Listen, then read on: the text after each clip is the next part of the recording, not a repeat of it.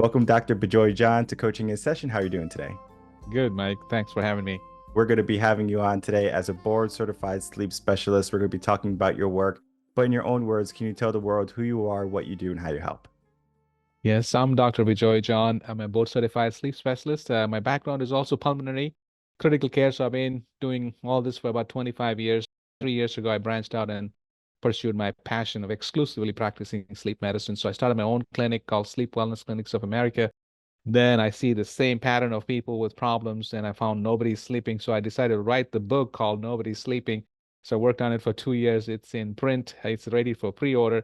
And also branded myself as Dr. Sleep Fix. I started Sleep Fix Academy, and I am the Dr. Sleep Fix. So I just want to preach to the world. I have problems sleeping, but I'm a beneficiary of good sleep. And the joy that I feel and the superpower of sleep that I've discovered, I want to share to the world because I think we can do a lot by sleeping better. That's my ultimate mission of the path that I'm in. And in your research, because I'm sure this sleep deprivation has started somewhere. Maybe it was the onset of when we were cavemen and we were worried about getting eaten by saber-toothed tigers, or maybe it was on the onset of technology. When did you find that people were struggling to get some good rest? Yes, historically, the invention of the light bulb changed everything. People who had this dual sleep. They slept twice, not like the one block at night. People slept ever since the invention of light changed. And as the industrial revolution happened, work started, we've been cultured to work. And it's in the last 10, 15 years, ever since the invention of the smartphones that we call it, everybody has got a new friend, including myself. We are dedicating more time to it, 3 hours, 4 hours. Children are using 8, 9 hours. So where does that extra hours come from? Is from our sleep. So, adults require about 7 to 8 hours of sleep. Children, teenagers require 8 to 10, and smaller children need more than that. But everybody is compromising on the sleep. Mike, for example, if you compromise 1 hour of sleep in 7 days, you're compromising a one whole night's sleep. So we are walking around with sleep debt. So that's the premise, the olden, how it happened, and the recent, the invention and the prolific use of cell phone technology. I like the idea of sleep debt because now we can start to make this real because debt doesn't feel good, but yet sleep deprivation is something that we put off until maybe we faint, maybe something big happens. We're just so exhausted, we need to take a nap during the day. But they say something about technology. Yes. We can't put it back in the box, right? We can't get rid of electricity. We can't get rid of our smartphones. It is there to stay. Knowing that we can't just get rid of it, go back in time and saying, all right, let's not invent electricity.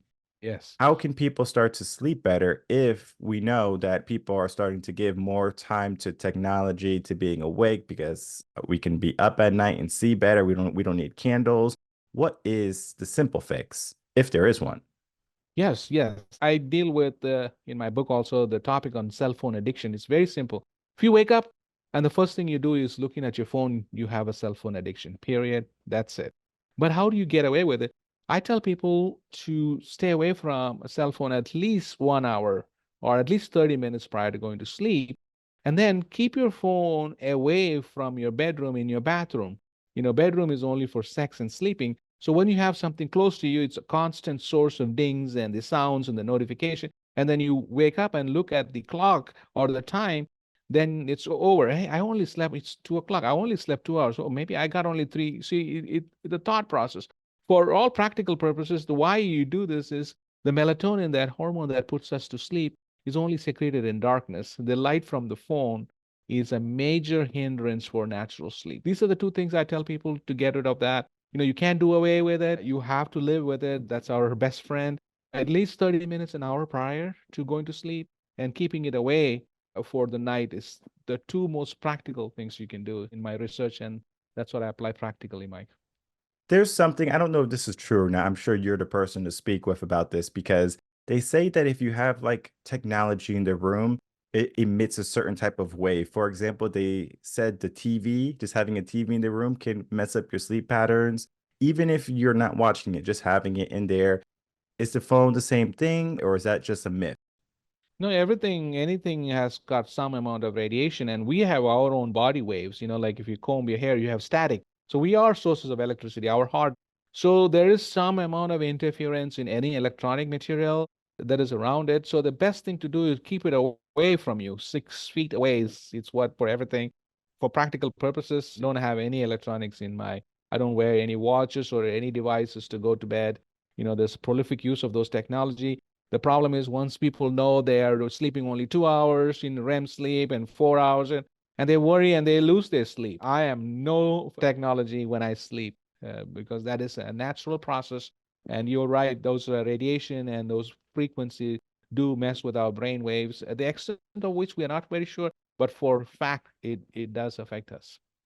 Before we get into like how to help people and how you help people step by step process, just one more question so we can kind of give a foundation. I think this is an urgency. Like all the questions I'm giving you are just creating urgency for people to realize. If now we know all this, right? What is the worst case scenario if we do not catch our sleep the right way, if we're not getting adequate amounts of sleep? The one of those problems with sleep problems, they don't happen overnight. See, if you have a toothache or if you have a growth or cancer, you're going to take care of it because toothache hurts. But sleep problems are takes time. It takes years, over 10 years. The sleep disorders like sleep apnea can cause so many problems like diabetes, high blood pressure, cardiovascular problems, cognitive issues. One of the treatable causes of Alzheimer's dementia is by treating your sleep apnea. And if you don't sleep well, you are at risk for errors. You can have an accident. Kids are not studying well in school. The academic performance that don't do well. The athletes have more problems than regular people related because of their schedule. So their performance is not much. We are affected all the way through, affects all qualities of our life. Whatever it is, your mood, you don't feel good, people call in sick, and it does cost billions of dollars to the GDP by people calling in sick. And of course, when you don't sleep well, you're prone for infection. In the classic example is when you travel, you're not sleeping well, you have flu-like symptoms. Your immune system, the T cells that protect us, doesn't function well when you don't sleep. So it affects all the facets of our body. And I call sleep the superpower. And I want to discover or reclaim this power is what my goal is. That is 100% accurate because I think people don't even realize just how powerful sleep is. Everyone says, "Oh, I got to take vitamin C." Well, sure, yeah, vitamin C is helpful, but you should get some good sleep too because if your body is not strong enough to fight off whatever's coming your way, then, you're going to have a lot more problems than your multivitamin. We do have to get ourselves into the mindset that sleep is something that's essential. We can't sacrifice it. I understand sometimes there's going to be days when you might have to push an extra hour, but we can't make it a habit, right? We have to rewind that habit, get back to our natural sleep patterns. I like taking a nap in the day if I can. That's the wonders of being an entrepreneur because I can make my own hours. So I have a regular 9 to 5. And I do believe the inception of the 9 to 5 or a lot of those issues because people just can't take a nap at work. This is not kindergarten. This is not first grade where they can just lay down and say, okay, I'm gonna go take a nap. I know there's places like Google, like they have sleep pods and stuff like that, but those are people who literally work all the time there. And so they just will code, do their work, go take a nap for an hour, and then they go back to work. So that's a different type of lifestyle. But the regular lifestyle that most people are living in are the typical 9 to 5, the nuclear family. They have a spouse, they go to, their typical job, they come home. There's a lot of consistency there, but there's a lot of inconsistency in our sleep. What are the first steps that you use to help new clients to get back to better habits? Great question. You touched on in naps. I'm a huge proponent of nap. There was a recent study in the British Medical Journal says that your brain volume is increased if you nap. If you look at it, every country like has certain principles like siesta, tea time. In Britain, everybody breaks off. See, that's because our natural lull process. Our body is tired at 2 points in the 24 hours, and it is more bright at 2 points. We are really tired between 2 and 4 a.m. and 2 and about 3:30 in the afternoon. So that's the natural, it's a circadian rhythm, the two drives that control us. It's kind of diminished. So I'm a huge fan. I take a nap. My mom taught me sleep habits, and even now, I take a nap. But unfortunately, society does not allow it. We push on. But I encourage naps that you are not operating out of a sleep debt. So naps should be like 15 to 40, 45 minutes maximum. But if you're sleeping longer, that means you're operating from a sleep debt, not your natural circadian rhythm. You see what I'm saying? Naps are very good. To going back to your question, how do I bring back people to sleep well? I tell people the time to sleep is between 10 p.m. and 6 a.m. That's the 8 hour window that you have to focus. We spend a third of our life. But if you do that from 7 a.m. to 7 p.m. the next day, you're so energized. You can do more by sleeping 7 to 8 hours. You with me? You have that superpower. You are more productive. And rather than compromising your sleep and struggling the next day, like for an example, the children who actually sleep well before the exam do much better than cramming the last minute because you're not consolidating your memory and of course staying up late you're more prone for errors and accidents and all that. There is a mindset that people might go to bed at 10, right? So that's the regular time people go to sleep. But they wake up at 4. They start their day early. They say, let's win in the morning. They go to the gym 4 to 5. No one bothers them. The kids are not up yet. They can get a lot done. And then they don't fall asleep until typically 10 o'clock that same day. Maybe a little bit earlier, maybe 9 on some days, but they always wake up at the same time because that is their habit, that is their routine. Do you think that is a good routine for people to adapt? Depends on the quality of sleep. Some people sleep 8 hours and they're still tired. So the question is, if they wake up, if they go to bed at 9 o'clock and they wake up at 4, if they feel good the rest of the day, then I would say stick to the schedule, right? So, but some people sleep 8 hours and they're still tired. That's this warning sign you might have a sleep problem or a sleep disorder. Conditions like restless legs or limb movements or REM behavior disorder or sleep apnea. That's how you feel the next day.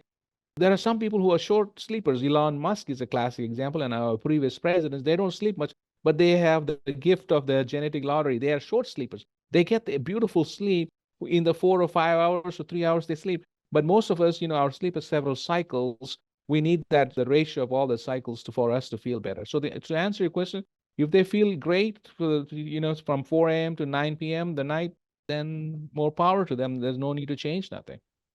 And how would a person know that they're one of these individuals that can operate on short sleep? Because I know people might think they can operate on short sleep because they do. For example, they go to bed at 11, they wake up at 4, they go through their day, maybe miserable, but they still say in their mind, I made it.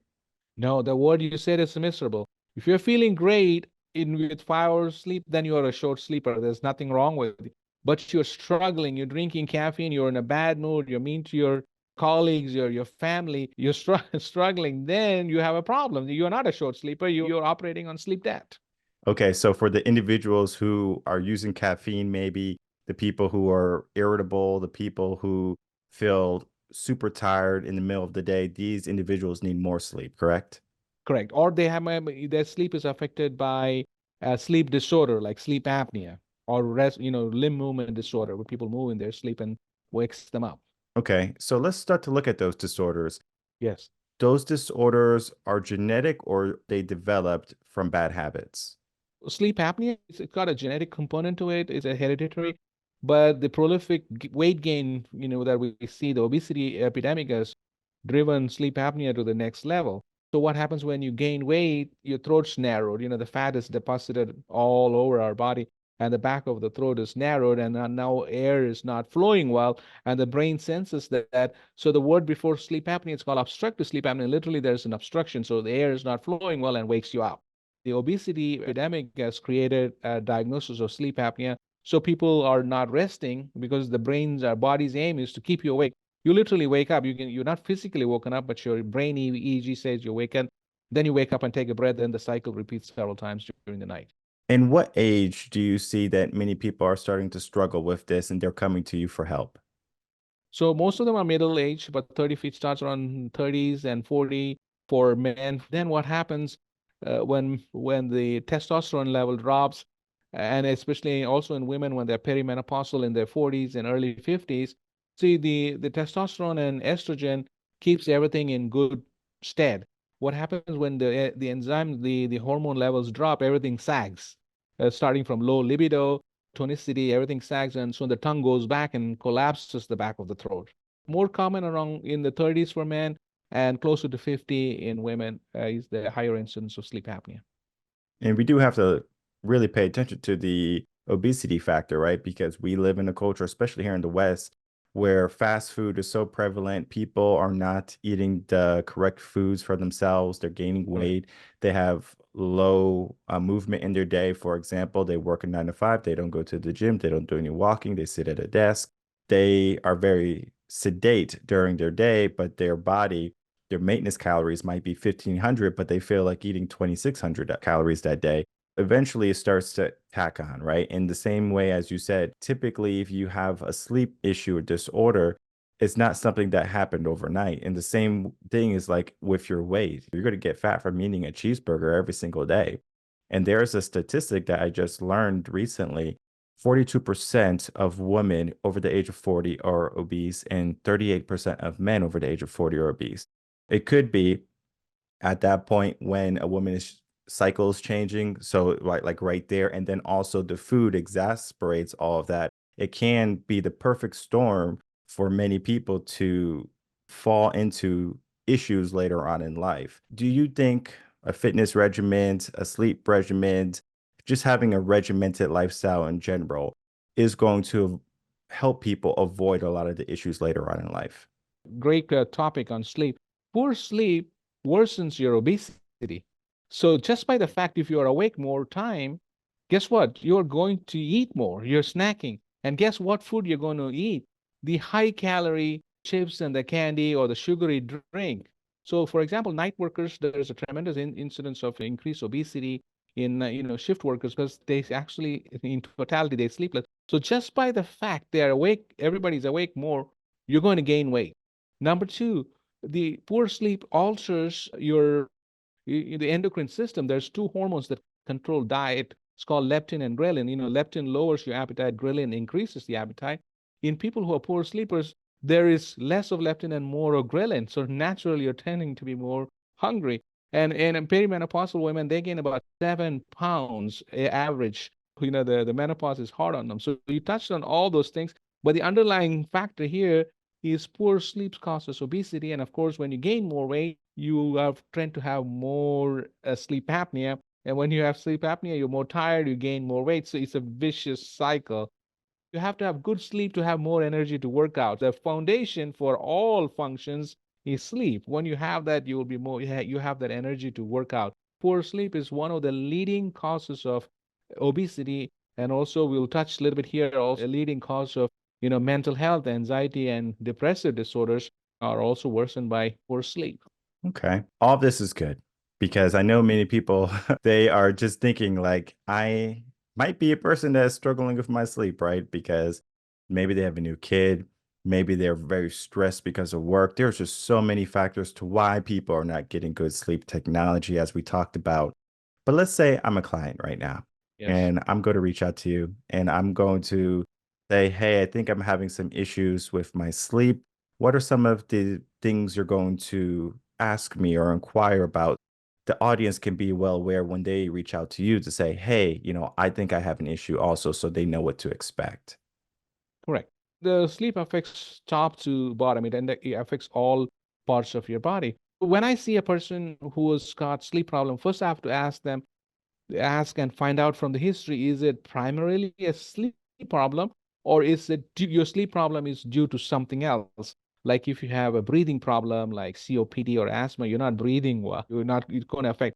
Or if you have chronic pain, multiple points, back pain, neck pain, then if you have a heart problem, again, you're short of breath. So those are the first question I ask them. So because my background in pulmonary and ICU and being a general doctor helps me to figure that out. We have to, why are not people sleeping? Do you have any of this medical disorder? So that's we call it secondary insomnia. So once I figure that out, I have to find answer those. And then next question I ask people is, do you snore? Because once you have sleep apnea, you're going to, so now we decide all the medical factors, then I look into the sleep problems. So sleep apnea, because when you have a sleep apnea, your brain wakes you up. That's the number one cause of poor sleep. And if you're moving a lot, it's called limb movements. Some people punch their spouses in their sleep, it's common called REM behavior disorder. So then I look into all that. And then there's another condition which is we don't talk much about. It's called restless leg syndrome. It's one of the easily treatable conditions where when your iron level is low, you tend to rub your legs, you're pacing around, and then when you try to go to bed, you're restless. So that's the tease and tweak around all these problems. Once I know that, then I have to come to, is it just primary insomnia? I just cannot sleep. I either cannot go to sleep or I cannot stay asleep. So that's how I find out. And then we'll talk more into the primary insomnia. Let me know when you're ready for that. So that's how I approach a person. Well, let's get right into the primary insomnia. Correct. Primary insomnia is a condition where we have ruled out everything. You just can't turn your mind off. Doc, I just can't turn my mind off. So I've ruled out, I've listened to the lungs, heart, taken all the history. So then you have primary insomnia. And the fact is women have more primary insomnia than, and then men because of their caretakers, they're rearing children, they have more responsibilities.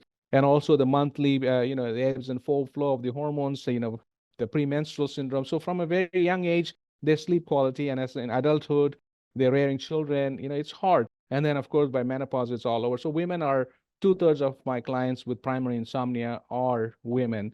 So men, they actually sleep. We are gifted in that aspect. So now we decide in primary insomnia. So then what are the causes? Then I go through the simple things that I have an acronym to sleep better. So here is it's called the Sleep Now. In my book, it's called Nobody's Sleeping, 7 Proven Sleep Strategies. The 7 Proven Sleep Strategies, I have an acronym. My daughter is in law school. She said, Dad, we need an acronym. So I formed the Sleep Now acronym, right? So this is actually a very simple acronym. First is, I talked about a little bit, is the schedule. For S is 10 to 6. So that's why most people, what they do when they go to bed at 10 and they don't fall asleep till midnight, guess what they do? They go to bed at 9. So now they're struggling for 3 hours. Basically, I tell people the first thing you have to do is to sleep closer to the time you went to sleep. So 11:30, and then, but the most important thing is to wake up at 6 a.m. So you have to create that schedule. And then I tell people not to take a nap. Nap is good for healthy people, but in people who are struggling to sleep, what happened? They take a nap. Here, I'm trying to create a sleep debt. You with me? For primary insomniacs, it's called sleep restriction treatments. They should not take a nap. They go to bed from 11:30 to 6. So 6.5 hours is a good time to, and then ask them to maintain a sleep log, which is available on my website. They jot it down, not in the middle of the night, sometime before they go to bed, they have to write it down. So the most important thing is S, sleep schedule. All right. Next is low light, low temperature, low noise. So the L in the acronym. So what happens is the melatonin is it's a secreted hormone only in darkness. So low light, make sure there's curtains and blinds. And then, of course, low temperature. I tell people to experiment between 65 to 70 degrees. The melatonin is only secreted in low temperature, and make sure the noise is less. So the SL. The next is E. We talked about it. Electronics, 1 hour to 30 minutes prior going to sleep.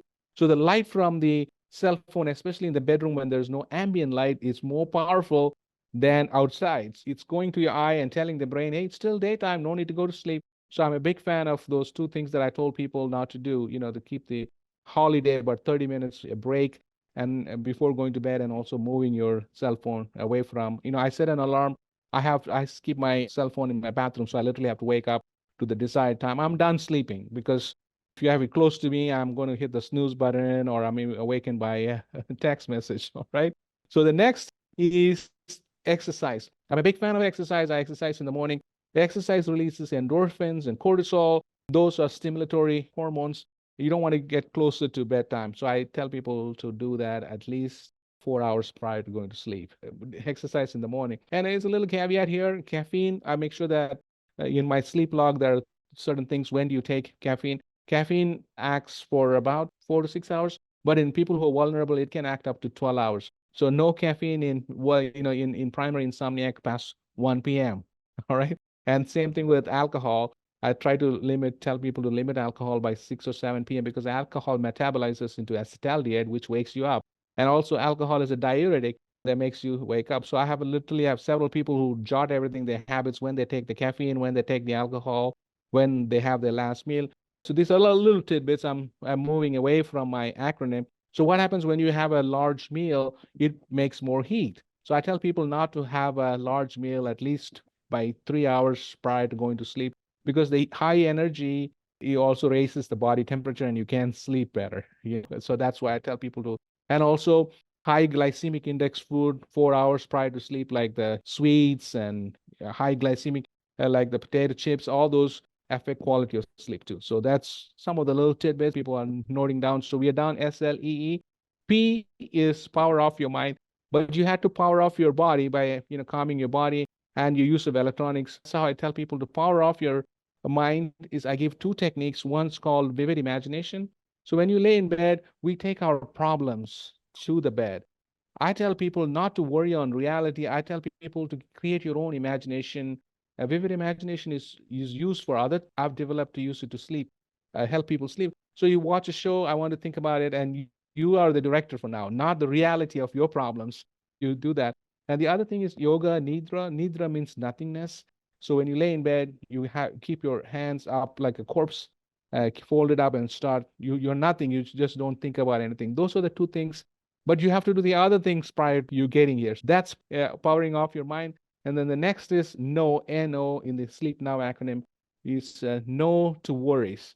Like I said, bed is for sex, sex and sleeping, but most people are either snoring or worrying, right? So I tell people to worry between, we're all creatures, you're human being. I had my own worries when I started my business, when I'm writing this book, my mom passed away. So, but I worry between 6 and, 8 p.m. I do everything. I write it down, the things I can do. I had to be on, Michael's show tomorrow. So I finished everything last night. I sent you the email, whatever I need to, and then I'm done. I write it down. I'm not telling people not to worry in bed, worry between 6 and dedicated time. And the last one is W in the Sleep Now acronym is win by losing. Sleep is one thing. You can't just win, work out, do this. You have to take it easy. You have to lose yourself, do all those things. This is one thing. We want everything to be on off, but sleep is one beautiful phenomenon. It's like a dimmer switch. It's not an on off. You have to prepare. It's like a 7-course meal. You have to have your salad, your wine, and you can't just go to the main meal. You just have to have a process. But once you do that, though, you will change your life. And that's the joy I feel every day. I've been through it. I've had multiple times I couldn't sleep. And I developed these strategies for the last 20, 25 years. And I'm giving it to all the clients and my patients. They have great success. And I'm like, wow, I need to take it to the world. There's no magic pill. It's easy if there's a pill, but there's not. But it's like taking the stairs you take sometimes. So that's the Sleep Now acronym for everyone. No, that is all gold. Everything you just said, loved every bit of it. Because people, they are struggling with their sleep.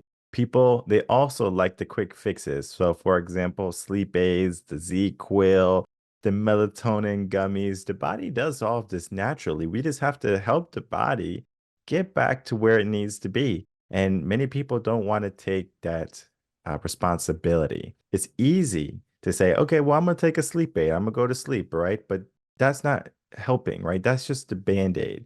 Typically, what we do here in coaching and session here in Reverend Concepts is we don't like the band-aid approach. The way I like to say it is if you get shot, you don't put a band-aid over the gunshot wound. You go to a surgeon, you go to the hospital, right? We need you to get better. All right. We're not covering things up. We're not pretending. Pretending time is over. This is so important, all the stuff we talked about today. I mean, our world today, like just imagine if, let's say, 5% or more people were more effective because they got the sufficient amount of sleep. Just imagine what would happen. Inventions, community building, I mean, structure of government, everything is going to change with just 5%. I know if you're listening to this, you might not think like, well, me sleeping any better is going to fix anything, but it has a ripple effect where if you're sleeping better, maybe you're a parent, right? Your kids are going to also benefit from you being there to run with them, to play with them, to listen to them. Versus if you're checked out already, I can't tell you how many times when I was in college, because in college I had the issues of sleeping because sometimes I wake up in the middle of the night and I'm just like, work, college is a lot. It's very stressful. But today I don't have that. If I go to sleep, I'm out. That's it.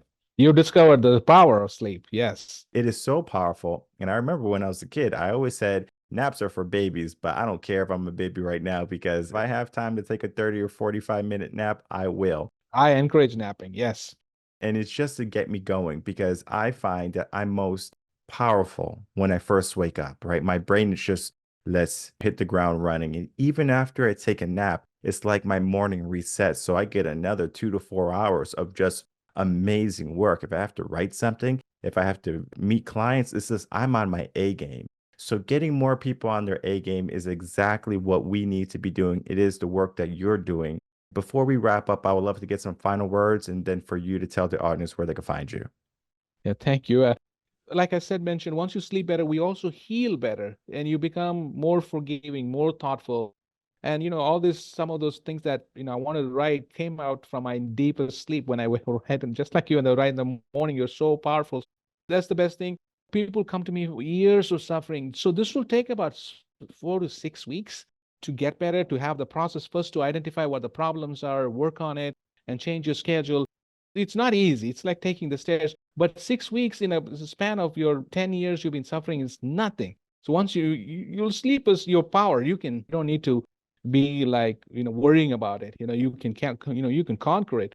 So that's why I developed my Sleep Now course online. My website to go to is www.sleepfixacademy.com. And I'm Dr. Sleep Fix in most of the social media handles. And my book is Nobody's Sleeping, the 7 Proven Sleep Strategies. That's in pre-order now.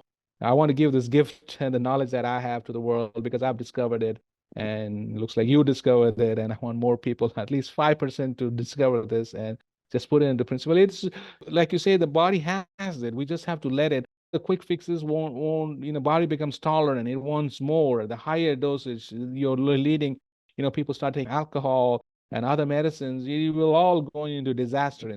But let's find our own power that is long lasting. A few weeks in this long is not, it's a small price to pay. So that's my message. And it is a small price to pay. Many people are going to think about it. They're going to say, am I really going to pay that price of 6 weeks? I tell people, would you rather struggle for, as you said, 10 years, or would you rather do the work for 6 weeks? It's the same thing in coaching. You can get 3 months of coaching and you're going to be having 9 months of results. You have to get to where you want to be a lot sooner than just kind of waiting for things to happen. You have to be the person that's going to save you. You have to be the person that heals you. You are the person that has hurt yourself. So stop hurting yourself, get back into the right sleeping habit, and get out of sleep debt because debt does not feel good in any form. And I'm sure if you're struggling with sleep debt, you are probably with me. I want to thank you so much, Dr. Bijoy John, for coming on, spending some time, and talking about your work. Thank you, Mike. And let's go sleeping. All right. Thank you. Thank you.